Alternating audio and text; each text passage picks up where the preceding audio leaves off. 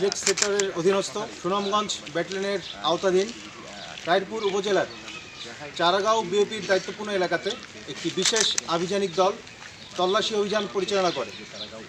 উক্ত তল্লাশি অভিযানে শূন্য লাইন থেকে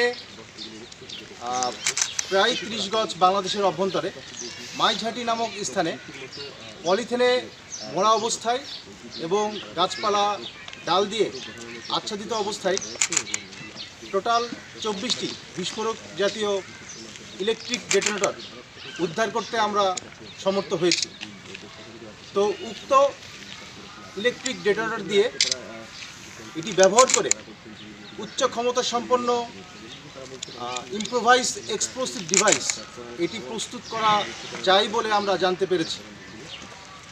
তো দেশের যে বিদ্যমান স্থিতিশীল পরিস্থিতি এটি অস্থিতিশীল করার জন্য এবং অরাজকতা সৃষ্টির উদ্দেশ্যে চোরাচালানের মাধ্যমে এই ধরনের বিস্ফোরক জাতীয় দ্রব্য বাংলাদেশের অভ্যন্তরে ঢুকেছে বলে আমরা ধারণা করছি।